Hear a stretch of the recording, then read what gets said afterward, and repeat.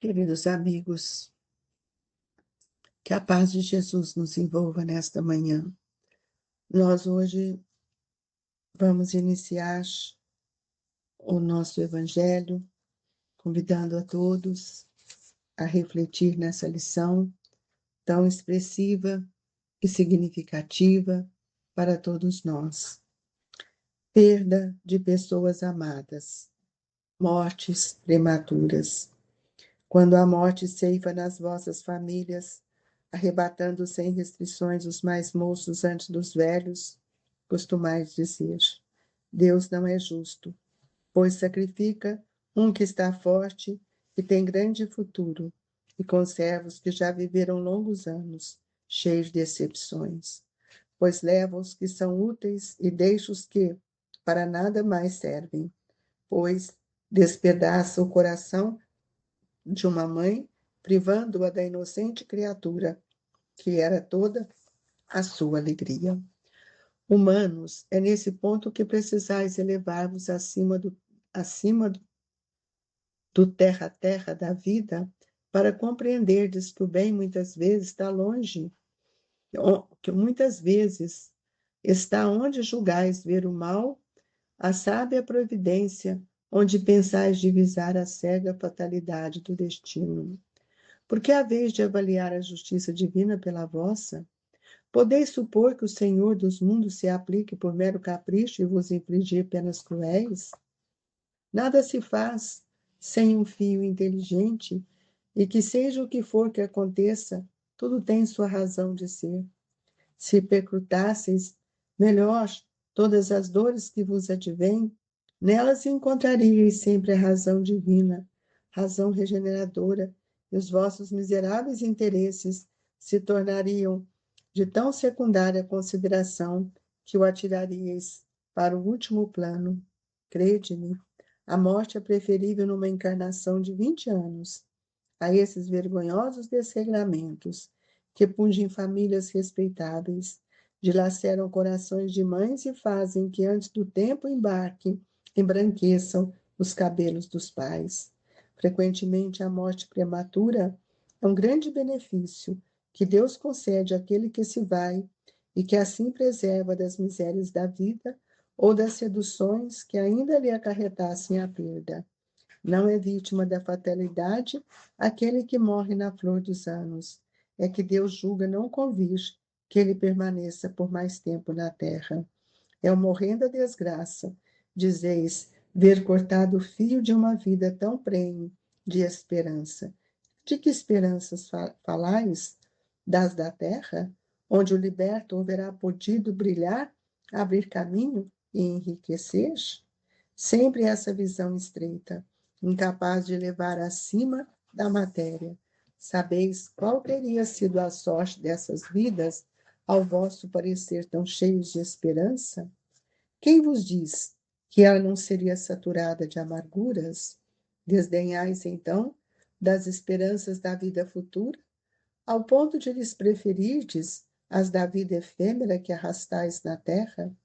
Supondes, então, que mais vale uma posição elevada entre os homens do que entre os espíritos bem-aventurados? Nós vamos convidar os nossos amigos espirituais para nos amparar nesta manhã, a fim de que todos nós possamos compreender essa lição da mais alta importância, que amplia o nosso olhar para a imortalidade, que agasalhe os corações de todos os nossos irmãos aflitos, queixosos, pela perda dos seus filhos, dos seus entes queridos, e que todos sintam agasalhados pela fé, pela esperança e pelo amor incondicional dos nossos benfeitores, que em nome de Deus nos ajudam e sob o olhar de Cristo nos protegem e nos sustentam. E assim, Jesus, com muita alegria em nosso coração, iniciamos o nosso Evangelho desta manhã na confiança deste amparo que tanto necessitamos. Queridos amigos, as mortes prematuras E as perdas de pessoas amadas, elas precisam ser hoje, como todo sempre, mas hoje, com a chegada do Consolador prometido, com o conhecimento da imortalidade, da comunicabilidade, nós precisamos entender que ninguém morre, ninguém fica solto no mundo espiritual. Todos nós estamos tutelados pelo amor de Deus, nosso Pai, e agasalhados por nossos entes queridos que já se foram que antecederam a nosso retorno, porque a reencarnação, ela só fortalece os nossos entes, os nossos laços familiares. E quando a morte chega nas nossas famílias, e ela não escolhe quem vai, não é que ela não escolhe, é que nós trazemos no nosso planejamento reencarnatório um tempo destinado para estarmos juntos. E esse tempo, ele deve ser aplicado muitas vezes naquilo que o Evangelho nos ensinou para o bem.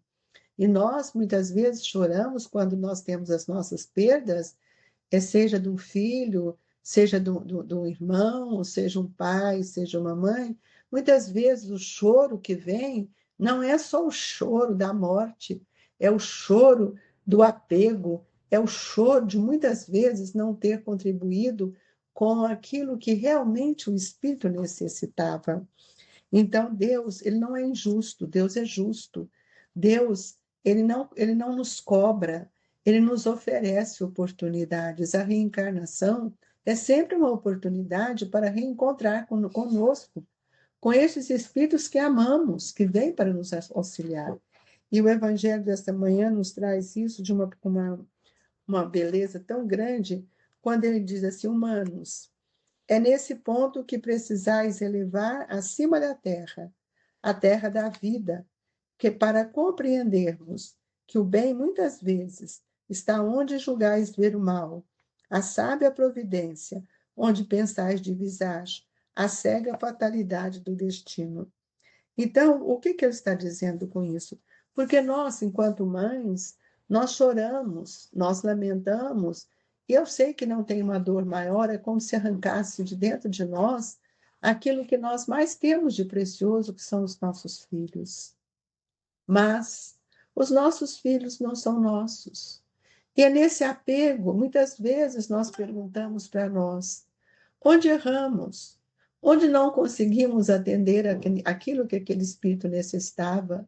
Ele partiu para caminhos tão difíceis. Outra hora, nós falamos ao contrário disso. Meu filho estava com tanta esperança, entrou na faculdade, com tantos sonhos, com tantos planos para suas conquistas, mas ele não perdeu esses planos. Os planos não são nossos, os planos são do Espírito, da nossa individualidade, e ele vai desenvolver estes planos na dimensão necessária para o seu crescimento espiritual. Esse é o pensamento do homem, esse é o pensamento do sucesso, esse é o pensamento que nós queremos, o brilho dos nossos filhos no mundo, e não somos do mundo. É preciso entender que a inteligência, ela é um contingente divino que nós temos como atributo que nos eleva para que a gente possa aplicar todo esse conhecimento em nossa vida a fim de libertarmos e não nos aprisionarmos. Então, é preciso que a gente possa compreender que tudo que nós estamos vivendo hoje, todas as dores, elas têm uma causa. E ela sempre tem essa causa que está na nossa intimidade consciencial. E quando nós observamos que as mortes acontecem de forma prematura, também acontece de outra forma. Aquele que veio e que não está aqui na Terra com a programação a ser cumprida e vive para o mundo e entra no alcoolismo, nos vícios, nos prazeres, às vezes é agraciado pela fortuna, que acha que isso é a felicidade, e a gente vai ver que isso não é a felicidade. Esse é o caminho largo, a porta larga que Jesus nos disse, porque eu não olho para dentro de mim e sabendo, ou perguntando o que vim fazer. Muitas mães choram, ou nós choramos, porque às vezes falamos assim, mas por que que eu não fiz diferente? Se eu tivesse esse conhecimento hoje, mas por que que eu não mostrei o caminho? Por que que eu não mostrei para ele o Evangelho de Jesus? As dores são muito mais do arrependimento, as dores são muito mais pelos laços que carregamos do corpo, do afeto corporal, da presença física, porque os espíritos, eles, quando eles voltam ao mundo espiritual, em qualquer idade, eles não rompem os laços da gratidão. E muitas mães acham que, por exemplo, um filho que desencarnou num acidente, o outro é sempre culpado. Não há fatalidade, meus amigos. Não é vítima da fatalidade, diz o Evangelho. Aquele que morre na flor dos anos é que Deus julga não convir que ele permaneça por mais tempo na terra. Às vezes, se ele permanecesse mais tempo na terra, ele poderia ter um outro olhar e desregrar e descambar para outras situações. A programação reencarnatória estabelece um tempo para cada um de nós. E nós podemos dizer que às vezes nós vamos antes do tempo, quando nós somos imprudentes, quando nós não compreendemos o valor da reencarnação. Nós não nos educamos, nós estamos aqui para viver no mundo, para o mundo, e nós não viemos para viver no mundo. Então, é preciso ver que ainda hoje, enquanto estamos juntos, nós precisamos olhar muitas vezes que nós nos irritamos por poucas coisas, nós muitas vezes nos encolarizamos, nós não suportamos, nós temos raiva, e muitas vezes esses espíritos que estão conosco afastam de nós, procuram outros caminhos, desistem da vida por tantas e tantas situações. E ir para o mundo espiritual antes da programação do tempo de cada um de nós é um desregramento, é um desperdício das energias que nós trouxemos. Por isso ele entra numa condição de suicida, que são várias formas, pela gula, pela bebida, pelos excessos, pela falta de controle da sua saúde, por várias formas. Então, no mundo espiritual, quando ele chega à contabilidade divina que está na sua própria consciência, vai fazer com que ele reflita nisso. E ele vai perceber o quanto ele desperdiçou o tempo. E ele pede. Muitas vezes ele pede para voltar. Ele pede para voltar para cumprir aquele tempo que ele precisava estar cumprindo na Terra. E é isso que são as mortes prematuras. Às vezes, a gente fala, nossa, mas nasceu, ficou 2 dias, horas, eu não pude nem aproveitar, nem estar com esse filho. Então, amigos, mas só de reencarnar na reorganização da estrutura energética do perispírito para fazer a modelagem do corpo físico já é um bem para o espírito. Nós precisamos entender que além desse corpo, além dessa vida material, existe a vida espiritual. E muitas mães em choro e desespero nem não percebem a presença dos filhos no seu coração. Quantos filhos aproximam das mães, com certeza dizendo, mãe, mãezinha, minha mãe querida, eu estou vivo, eu estou aqui junto, te vendo, te abraçando, mas a insatisfação, o apego, a indiferença à imortalidade ou desconhecimento da vida após morte não me permite. Criamos uma cortina em volta de nós, uma couraça que impede que nós sintamos as vibrações de nossos filhos. Então, nós temos também outras situações que são os filhos que perdem as mães. Muitas vezes as mães dão à luz, tem um eclâmpsia ou tem um problema, ela desencarna e deixa um filhinho. E às vezes nós não pensamos nisso. E este espírito trouxe um grande comprometimento, que é a orfandade. É uma dor para o espírito. Ele encontra no coração da avó, de uma tia, de um familiar, de uma adoção, aquela mãe que vai conduzir, e lá no fundo do coração, ele vai sentindo a similitude fluídica daquele amor que recebe, se afeiçoando àquele espírito. Mas quando está na idade adulta, ele compreende onde será, por que será. E aí nós temos que explicar sempre que a sua mãe retornou e deixou você como um presente para nós. Assim, meus amigos, é a vida de crescimento. A mesma coisa. Nós falamos de mortes prematuras, mas tem muitas mães que desistem. É como se fosse uma morte. E lá na frente, a dor vem e nós, muitas vezes, não sabemos de onde vem essa dor. Quantas mães desistem de ter seus filhos? Quantos espíritos teriam que reencarnar? Eles nem chegam a reencarnar. E outras abandonam. Então, as situações precisam ser alimentadas para que a gente possa saber que todos nós temos compromissos com esses espíritos.